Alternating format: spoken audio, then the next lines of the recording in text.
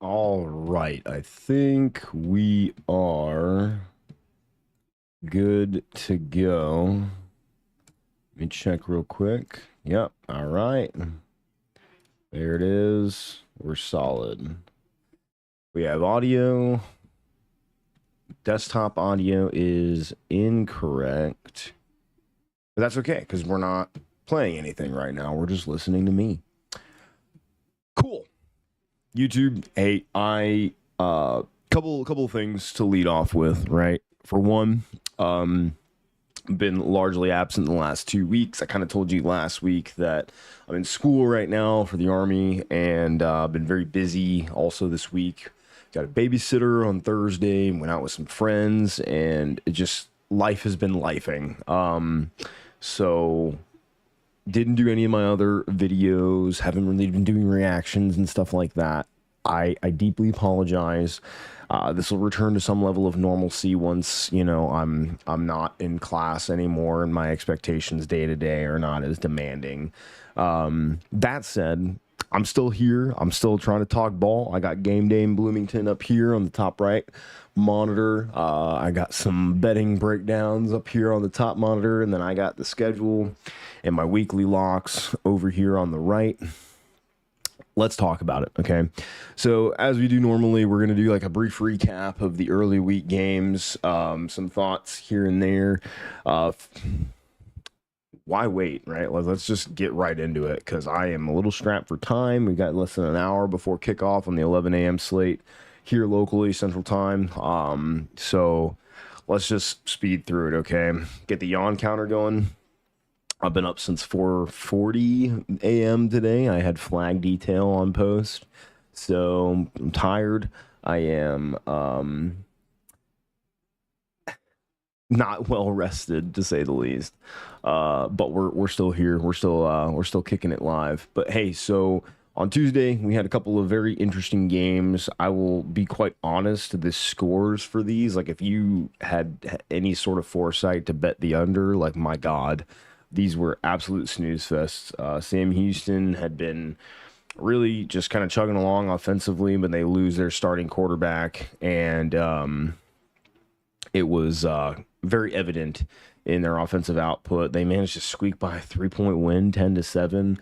I would not have dedicated minutes of my life to this game, quite frankly, and maybe that makes me a bit of a college football betrayer or something like that. But yeah, no, neither of these games was incredibly interesting. The team that I expected to win won both of them at the very least, but not very interesting. Now, in terms of interesting, let's talk about what happened on Wednesday, and that was history being made in the form of Kennesaw State as a 4-touchdown underdog beating Liberty, who had an outside shot at being the Group of 5 representative in the college football playoff if they could go undefeated. But I think a lot of people's sentiment was that their strength of record would be so paltry in comparison to some of the other G5 representatives that may have already had a loss. Like, it was just that bad, right? And I know Liberty fans probably don't want to hear that, because if they do run the table, right, like what more can they do? I mean, it's the same argument that Florida State fans had last year.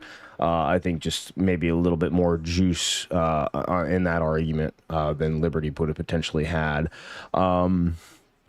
As far as Jacksonville State, Middle Tennessee is not a great football team. Jacksonville State rolls. Not shocked there. I think I'd probably be more shocked that MTSU put up 20 points at all. But Jacksonville State has been susceptible in their run defense, so we'll see. As far as what was absolutely stinky was the Syracuse Pitt game. Now, I bet the over on this, and it just missed. Kyle McCord threw not one, not two, but 3 touchdowns in this game to the other team in the first half. You heard that right. Syracuse quarterback Kyle McCord, formerly of the Ohio State Buckeyes, threw 3 pick sixes in the first half of this football game. I was looking at Eli Holstein, the Pitt quarterback's numbers, and I was like, where where are the, like, because I didn't watch this game, to be perfectly honest. I was out with friends that night, and I just remember looking at like the score and being like, wow, Pitt's like rolling right now. And then I pulled up daily fantasy because I drafted Holstein. I'm looking, he's like 14 point something, like 6'3" points, which is like not fantastic. I'm like, okay, so their running back has to be doing great too. I drafted him as well. Less than 10 points. Who the fuck's scoring the ball for this team? Turns out it was Kyle McCord throwing to their DBs and letting them house it. So, yeah, very, very, very stinky outcome if you're a Syracuse Orange fan.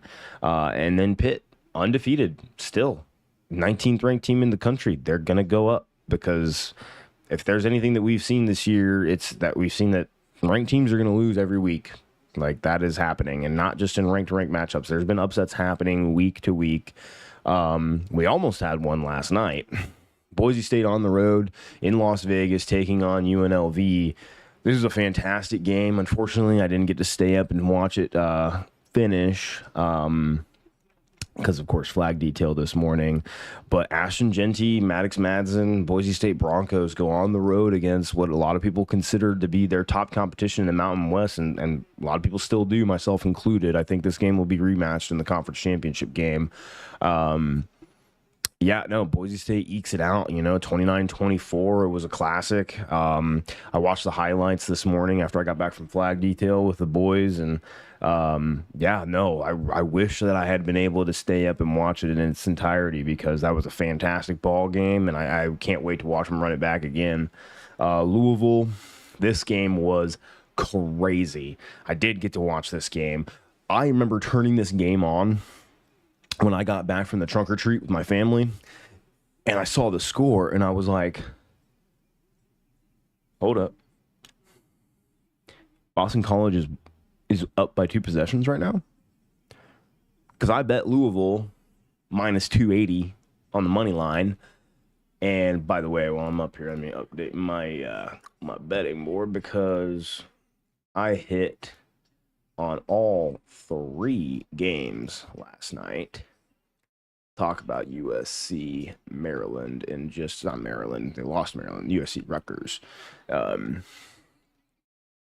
Talk about them in just a second, but no. So Louisville is like down bad in this game, and I'm like, Thomas Castellanos and the Boston College Eagles are going to do this. Like, they're going to do the unthinkable. Louisville got absolutely, heartbroken by Miami last week. I thought they'd come back with a vengeance, and they did just in this game, like because they had to. Like, they had to make a comeback, and it was an outstanding effort on the Cardinals' part. They end up eking it out 31-27. Tyler Shuck throws for 332. Ja'Cory Brooks hauls in 120 yards catching. It was a great game. It was an absolutely great game to watch. Rutgers USC, this is one that I didn't get to finish, but I don't really know that I needed to. I think that 20 of those points scored probably had to come later in the game because when I turned this game off, when I went to bed, it was already over as far as I'm concerned. Rutgers just didn't really have the gas. Ethan Kaliakmanis just didn't seem comfortable under center. And you could tell that USC was kind of playing with a chip on its shoulder. Woody Marks was running the rock. But yeah, no, interesting result for Friday. But hey, let's get into Saturday real quick. I think I'm going to do this the same way that I normally do. We're going to visit the ranked games, and then we're going to circle back and talk about some unranked matchups that I think interest me. So Nebraska on the road at Ohio State. I think that we're kind of at a crossroads now where it's really time for Nebraska to establish who it is. Like, this is, and I think that's a weird thing to say when you're playing, the 4th ranked team in the country and clearly the most talented team that you're going to play all year. But if we're going to really gauge where year 2 Matt Rule at Nebraska is at with this program, I think you need to see it against a team like this. I think you need to see how they behave against an elite program, something that, quite frankly, this might shock some people to hear, but like Nebraska sees themselves as a program that can achieve those heights. So if that's where you're trying to go, you need to go and test yourself against a program of that caliber. and see what you're worth. Do I think that Nebraska's ever going to become like Ohio State caliber? I don't know. I don't know. But I'm watching Kurt Signetti go off right now on game day. I mean, obviously, I hope my team wins. We'll talk about it in a second, but I have a lot of respect for Kurt Signetti as a head coach and this Indiana program, so should be fun. But no, I just think that Nebraska is going to have the ceiling with Matt Rule is going to be higher than what they have experienced in the last decade or two. The late '90s elite Nebraska program that people came to expect. I don't know if we're ever going to get back there again. Never say never. I mean, the Big Ten's got a lot of money. Matt Rule's got a lot of experience in turning programs around. They do have a very talented young quarterback. Need to see him take some steps forward in maturing and worrying less about being Patrick Mahomes and worrying a lot more about being Dylan Raiola. Notre Dame Navy. How do I put this? I'm confident in this. A lot of the media is confident in this.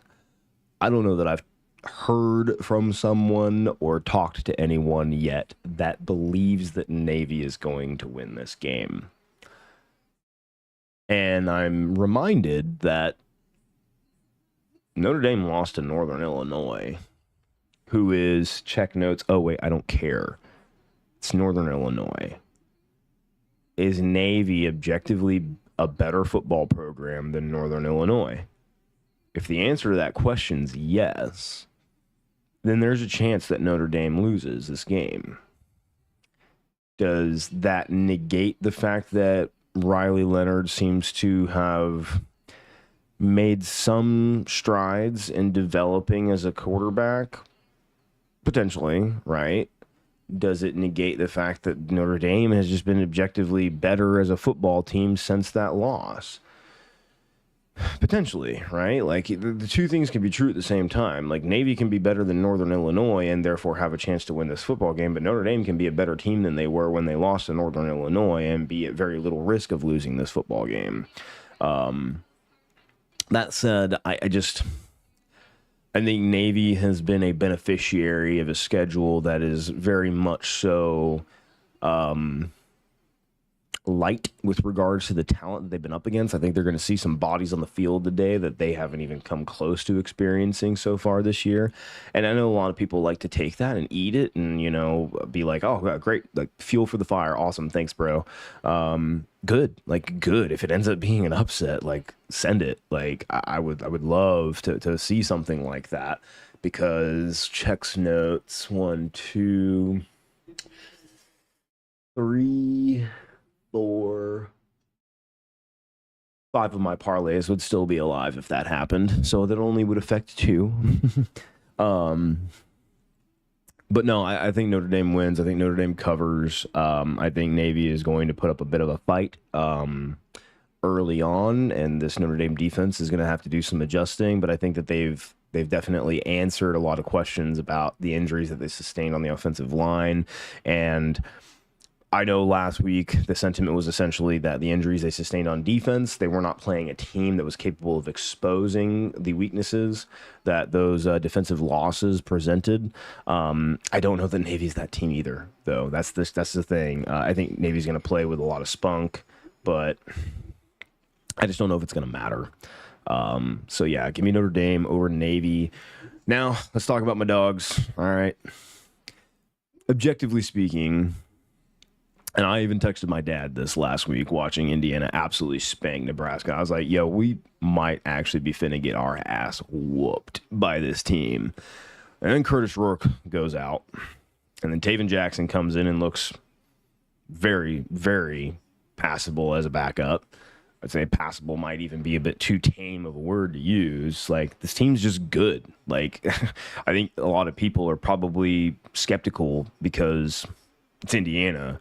But watch the games and see what they're doing and tell yourself that that's not a good football team. I'll wait. Like, I'll say key points of the game here is going to be Washington's pass defense. If Taven Jackson is going to look anything like he did last year, mistake prone, turnover prone, right? Washington's secondary and second level of the defense is going to have to be prepared to force him to do that. That said, is that their running game is also very solid. So if Washington has any hope of winning this game, it has to start on defense.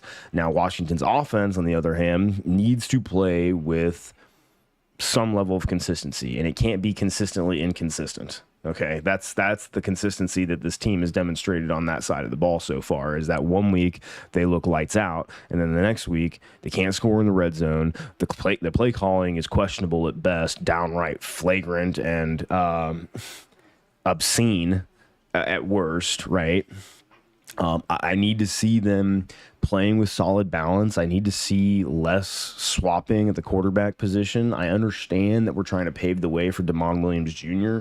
to be the guy next year when Will Rogers inevitably moves on from college football, but Will Rogers is not playing bad.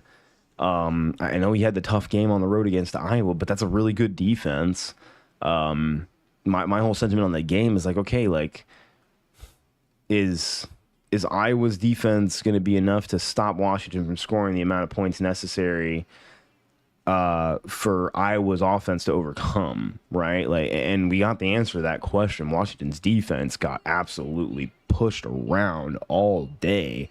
I didn't even finish watching that game. I went and watched other games because it was just like, dude, this game was over. Like, this game was over before halftime. And I got to think with the week off that they're going to come a bit more prepared, but they haven't fared well on the road.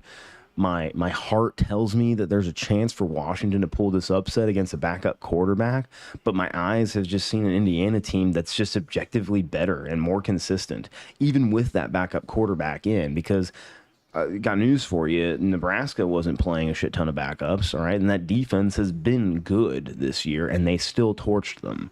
I think Washington's defense has statistically been better, but against what level of competition? Like, what offenses have they played to really tell you that they're going to be able to contain an Indiana offense that has been nothing short of explosive? And I would say at worst, they have been bloodthirsty. Like, Kurt Signetti does not understand safe words or like WWE pinching the thigh if you're like running low on air, that kind of stuff. Like, he will just twist his boot heel into your throat. I love it. I'm a little nervous that I might be on the receiving end of it as a Washington fan today. So give me the Hoosiers. Give me the Hoosiers. I'm taking Washington to cover, but I think Indiana wins, if that's worth anything. Oklahoma, Ole Miss. I'm not going to spend too much time on this game. Ole Miss, still very much so in the hunt for a college football playoff berth. Oklahoma, I don't know, man. They couldn't put points on a driver's license if they were playing for Georgia. I came up with that on off the top of my head. I think that's a good joke. I guess I'll let you guys decide. But yeah, no, I don't have faith in their ability to score. I think Ole Miss is going to score. I think their defense, a lot of people are talking about this Oklahoma defense is good. It's like, okay, well, how good are they going to stay when the offense is this abysmal? Made some coaching changes. Jackson Arnold's back in the lineup as the starter. I kind of like the last game I talked about. I just don't know if it matters. Like, I don't know if that's enough for them to overcome what I perceive to be a very capable Ole Miss team that is not just on paper, but I've watched it with my eyes. Like, they should beat this Oklahoma team. And we might be talking about that game later when it comes to weekly locks. Let's see, scrolling down. Oregon, Illinois. All right, so last week I made a comment about the Purdue game where I was talking to Oregon fans. I was like, hey, we know each other pretty well, right? You and I, we have a pretty, long-standing history with one another. So what do I think about this Purdue game? And I said, like, Oregon fans, you know what I'm talking about when I say this. This is the part of the season where you've checked all the boxes and you've done everything right. Now don't fuck it up, okay? This is don't go to Purdue and lay an egg as as Oregon has done in the past, blowing 3 possession leads here and there to teams that they should not be losing to. Don't do that. And they didn't. They absolutely bricked Purdue 35-0, like showed everybody like we mean business. Like this is for real. Can they keep the momentum going, right? Because Illinois is a good football team. Is Illinois upsetting number one on the road good? Because I think a lot of people are looking at the Michigan win last week and are thinking like, oh man, Illinois is legit. The problem is Michigan's not legit. Okay, Michigan should have never been smelling the top 25 given what we've seen so far on the field. And Illinois beating them, kind of like Washington beating them, doesn't really say as much as I think people like want it to say. So what do I think? I think that Illinois is going to be a competent enough football team that this massive now 22.5 point spread, I don't know if Oregon covers that, but I don't think they lose. I think they kind of just, let's not make any mistakes. Like that is how Illinois wins this game. If Dylan Gabriel gets the turnover bug like he did earlier this year, I think that Illinois could potentially find a way into this game. But I just think that as a complete team, Oregon should not be at risk of letting this one slip by. So give me Illinois to cover, but take Oregon to win outright. Speaking of an interesting game and just two like interesting teams in general, BYU on the road at UCF, going to the bounce house, playing in the 2:30 slate. UCF minus 2.5 point favorite.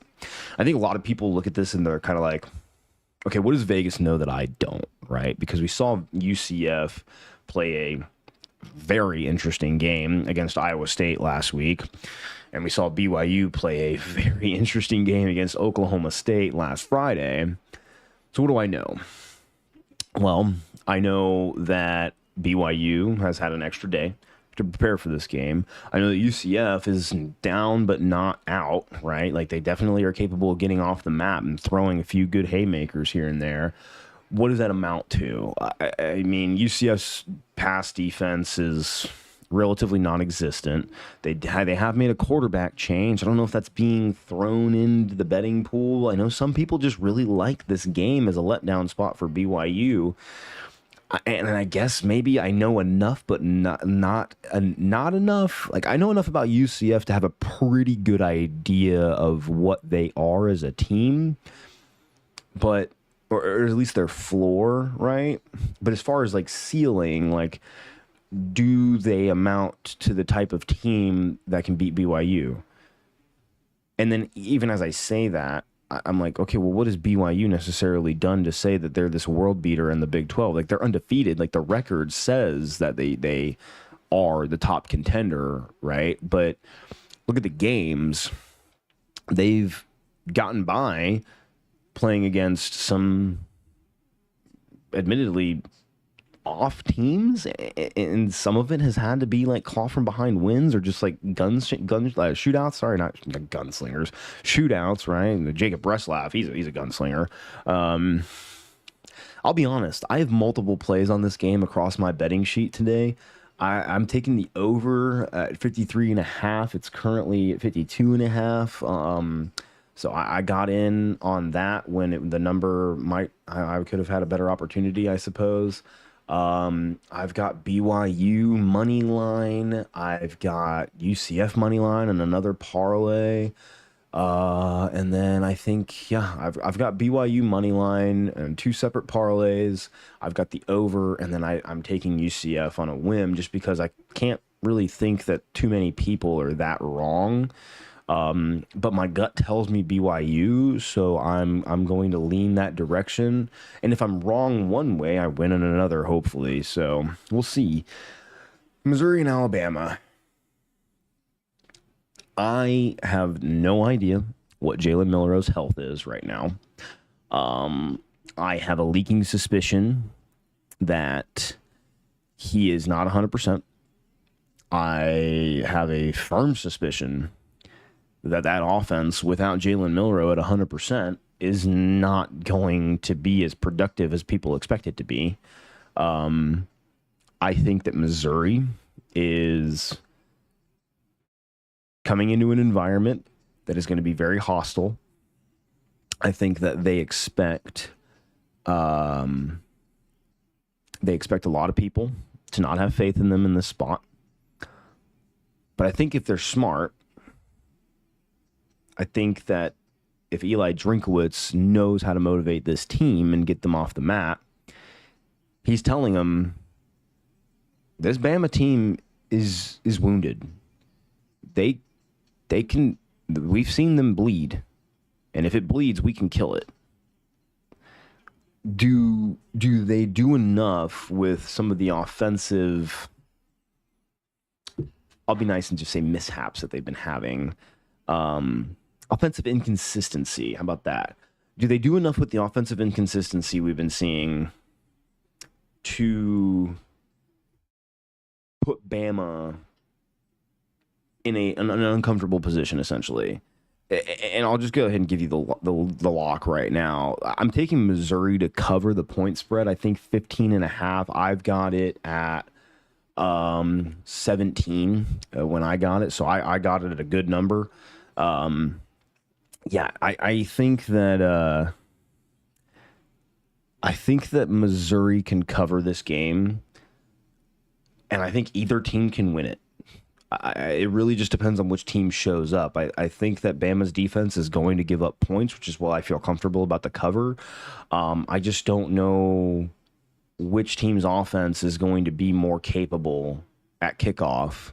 And that's what's going to ultimately decide the game, is which team's offense shows up to play with more fervor and more killer instinct, because the defenses are going to give up points.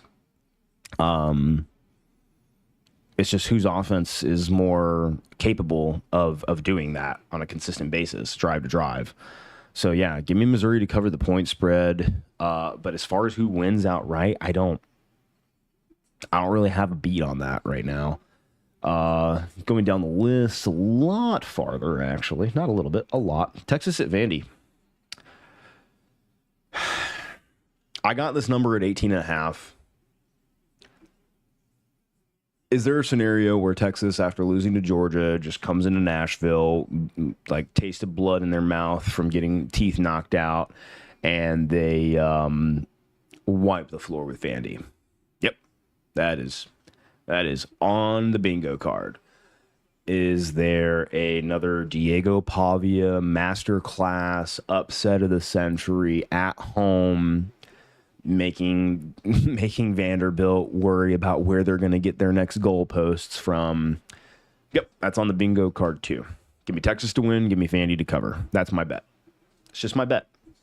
I think that a lot of people saw Texas going into last week, and they were like, they looked like the most complete team in the country.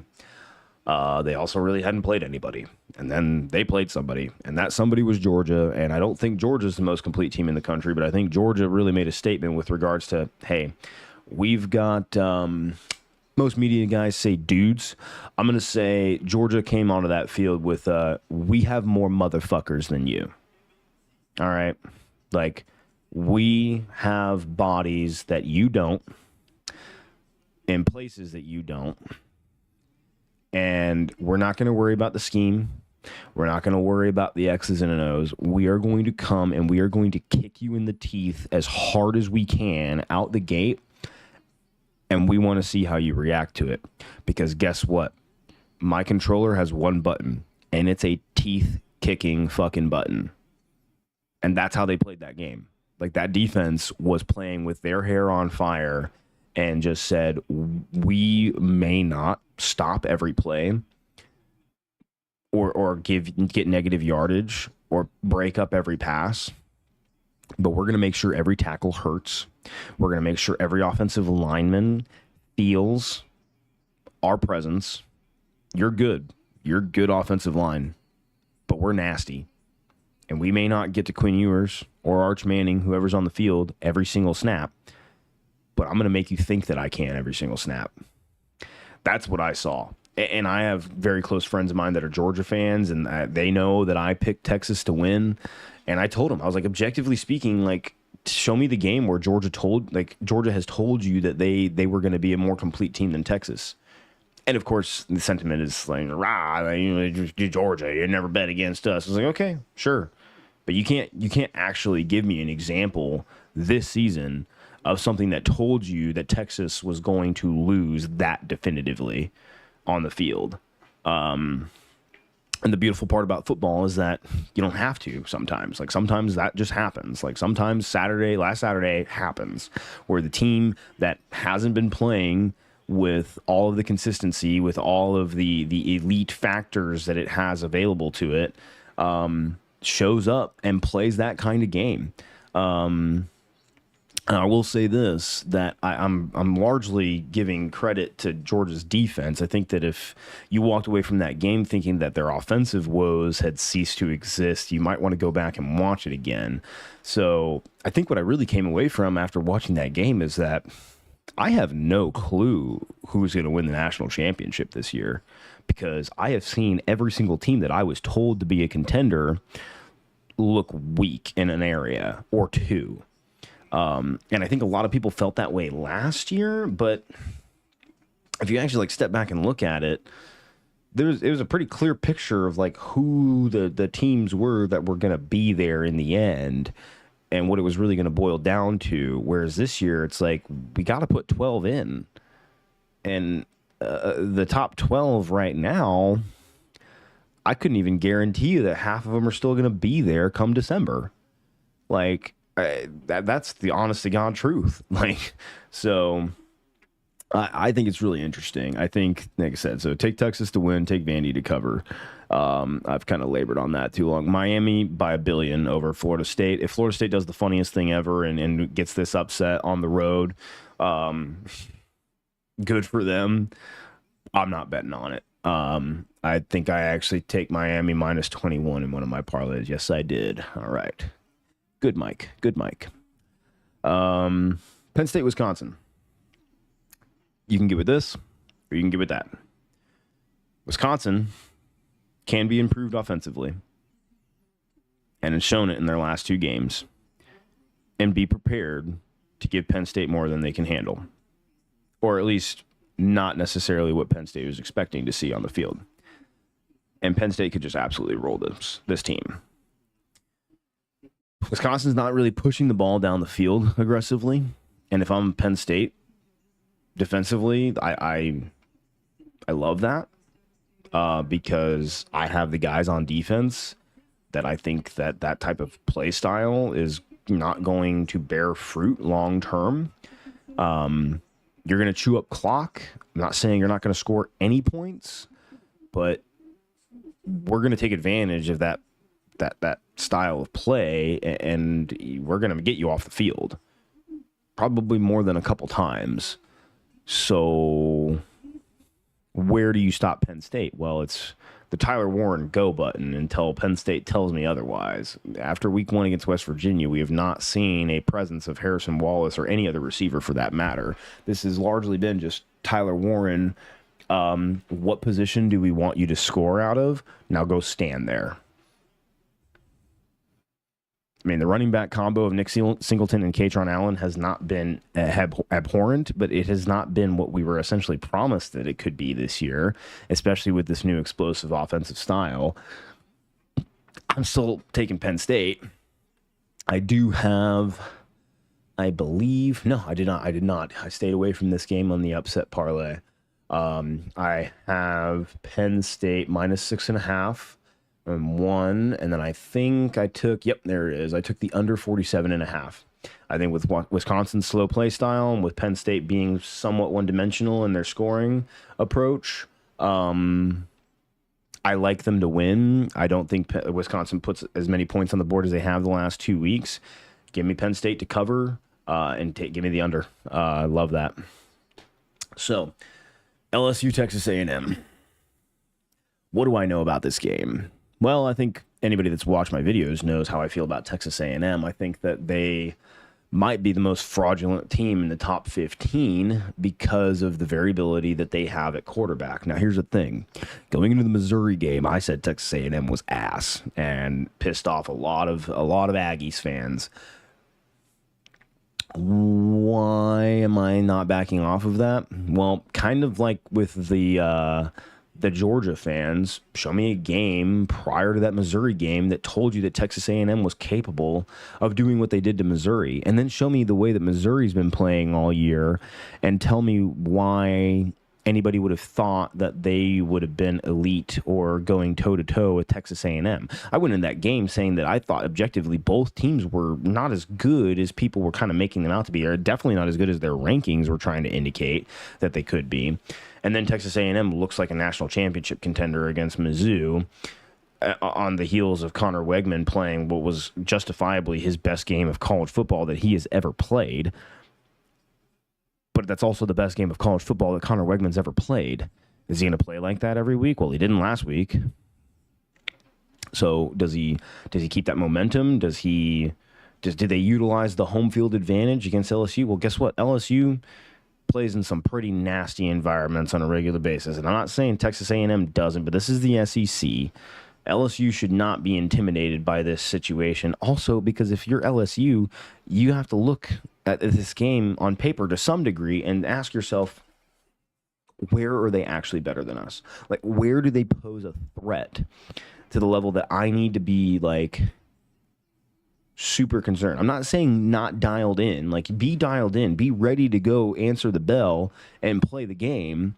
But don't let stress enter your mind and tell you that, like, this guy across from me, I have to be on my heels, like, 'cause he's so much better than me.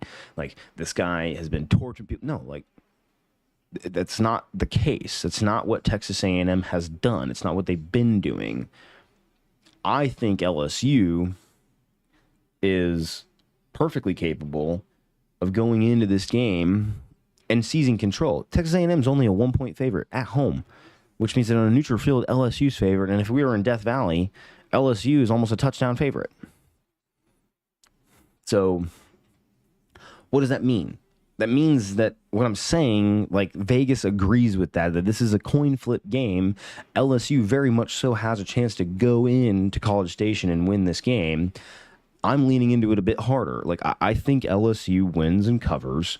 I think that Texas A&M is not ass. Like I said, I think that Texas A&M's ceiling is much higher than I gave them credit for, because I heard it perfectly on a podcast that I listened to where somebody said, if Texas A&M plays every week the way that they played against Missouri, they're a national championship contender. The problem is that Texas A&M doesn't play that way every single week. So we know where they can punch up to, but where do they reside in the aggregate? Like, what's the baseline? What's the floor? Where's the median? Where's the norm, right? This is a game where they have to prove me wrong again. Like, they have to answer the bell, just like I said that LSU, I think, has the ability to. Like, Texas A&M has shown the ability to once. Can they do it again? Can they respond to the challenge of a very good LSU team coming to their home station, right? And can they beat their brakes off on the way out the door? Like, can they? Yes. Do I think they will? No. So that is how my perception of this team is essentially changed. I think Texas A&M is capable of way more than I gave them credit for earlier in the season. I just don't know how consistently they're going to show me that. So give me LSU. Kansas State over Kansas. I believe this is the Sunflower Bowl. K-State's looking really good. Like, they're looking really good. That avoided sack that Avery Johnson had last week, and then just throwing a dot to convert the first down. Like, I really like what I'm seeing from this kid. He is developing week by week. He's getting better. This offense is adapting around his skill set so seamlessly. For my money, I get it that they are not undefeated in conference play, and BYU and Iowa State are. That's my Big 10 or Big 12 front runner. Personally, just what I'm seeing on the field. Like, if I had to pick somebody to be in the 12-team playoff representing the Big 12 right now, I'm not picking the top two teams in the conference right now. I'm picking Kansas State because I think that is what they are showing me week to week. So give me Kansas State. I don't know if they covered 10 points. Kansas actually had a pulse last week, but it was also against Houston. I probably should have taken a closer look at that game, and I think we might revisit that here in a little bit. SMU over Duke. Give me SMU. Duke is playing good defense. It's about all they're really doing well. Because they kind of have to. The offense isn't generating enough momentum. SMU point spread. I'm taking it. I believe I have them money line, point spread, and did I do an over under? I did not. So yeah, SMU point spread and money line in 2 separate parlays. Love it. Oh, first shot. Oh, thought we were going to avoid it. It was doing so good. All right, that concludes our ranked team breakdowns. Let's go kind of comb through the schedule, see what we got. I like Virginia Tech over Georgia Tech. Haynes King will not be playing in this game. Blacksburg is going to be lit. The game that I'm concerned the most about for parlay purposes is that right now I have a 9-game parlay that is currently 3-0 in games played. So great start. I've got Virginia Tech money line, or sorry, not money line. I've got Virginia Tech covering against Georgia Tech. I've got Notre Dame Navy under 51. I've got Washington Indiana under 53.5. I got Tulane North Texas under 68. And I got Bowling Green covering the point spread against Toledo. It's 2.5. The game I'm most concerned about in that entire slate is the one I haven't mentioned, and we're talking about it right now, and it's right here. And that is North Carolina at Virginia. Current point spread on ESPN is showing -3 Virginia. I've got North Carolina covering a 3.5 point spread. So if I had waited a little bit longer, I would have gotten a slightly better number on this. I may come to regret this. I will say that it is by no means my most profitable parlay that I have on the line right now, but it's definitely one that I stand, I think, most appropriately poised to profit off of if it hits, because a lot of these aren't super risky, I don't think, but this one is. Like, I kind of looked at it after I submitted the bet slip, and I was like, how confident are we in that North Carolina one? Like, I don't hate it, but I hate it. So I'll be keeping a very close eye on this one. I just mentioned this game, too, on that same slip. Tulane, North Texas, I think there's going to be a lot of points in this game. I did take the under on that one just because 68, that's a lot of points. I do believe I took the over on another one because it's like, hey, I do expect them to score, but with the current clock rules, 68's a big number to overcome. So we'll see. I'll be keeping a close eye on all of these throughout the day, but that is another one that I'll have my eye on because it's going to decide the fate of not one, but 3 parlays, actually. I have the over in 2 and the under in 1, and I got different point lines on 2 of them. I believe I also have, if I'm not mistaken, no, I did not take money line on that game in any of my parlays, so we love that. Kickoff is in about 15 minutes. I gotta wrap this up. Arkansas, Mississippi State. I don't really have an opinion on that one. I think I'll take Arkansas. Where was the game? I like Minnesota over Maryland. I like Iowa over Northwestern. I like Baylor over Oklahoma State. This Texas TCU game, I think there's going to be a lot of points in this one.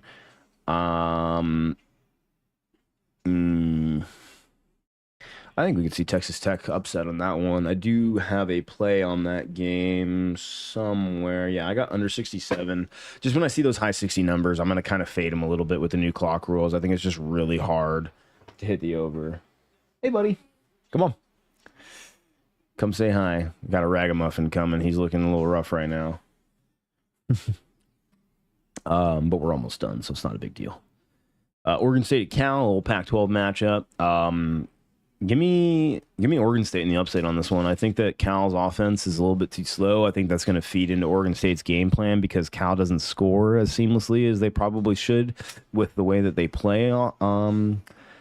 but Oregon State actually has a really good run game, and I think that they're going to be able to churn away at this Cal defense over time and put up enough points to put Cal in a situation where Frank Mendoza has to push the ball downfield, and they don't really do that a lot. So I like Oregon State to upset in that one.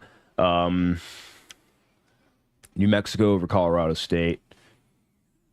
I'm a big fan of Bronco Mendenhall.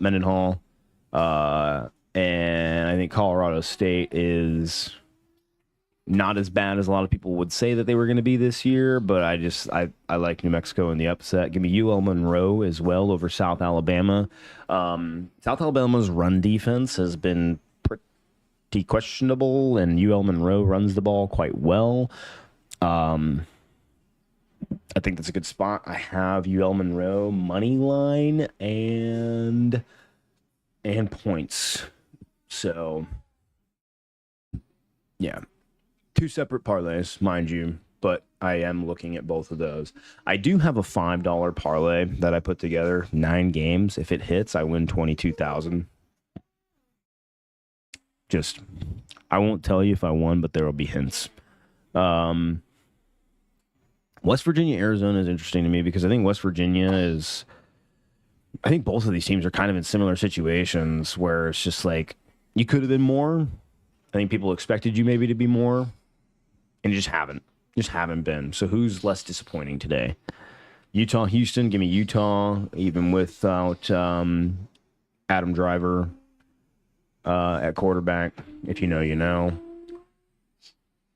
Hey, Bubba's. Can you go play in the living room, please, if you're going to make all that noise? Okay, you're good. You're not making noise. You're good. Thank you, baby. Last game I'll talk about here is Michigan State at Michigan. I've taken Michigan State not once, but I believe twice on my slips. Yeah, I've got them money line. I've got and I took the under as well. I took under 40.5, and I believe I've got them money line in the big upsets department. Yeah, I just don't think either offense is going to be uber successful. It's okay. Sorry, Daddy. It's okay, Bubba. I'm just trying to record a video, okay? Sorry, Daddy. The instruction workers are being loud. You're being loud. They're trying to fix the house. Okay, well, fix the house quietly, please. But Bubba, time out. Trains are Time out. making loud noises.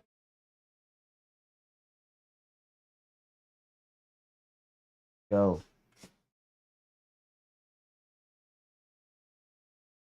Go. You're not understanding. Why? It's the same thing. Give me Michigan State to upset. I'm going to go be a dad and get ready to watch some football. He's not really picking up what I'm putting down right now. That's we didn't do weekly locks. What am I doing? All right. So, actually, let's go back and review real quick. I know. Give me one that I feel confident on. You know what? We're going to take Kansas State over Kansas in our coin flip. I think it could go either way, but I like Kansas State a little bit to a lot bit more. My for sure, I'm taking Ole Miss over Oklahoma. Oh, I think I put them as just miss. Not that. And then I have no idea what's going to happen in this game. Pick of the week.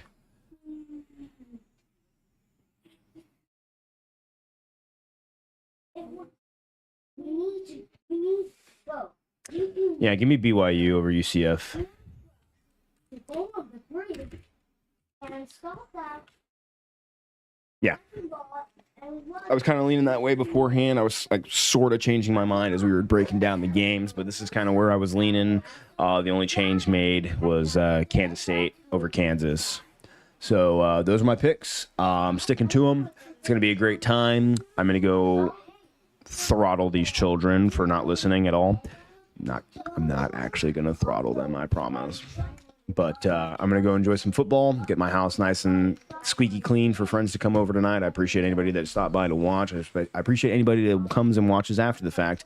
I get it's late. I get the games are literally about to kick off right now, so watching it at any point in the near future is going to be somewhat of a moot point. If you were looking for any betting advice or anything like that, I apologize. But hey, you guys stay classy, and I'll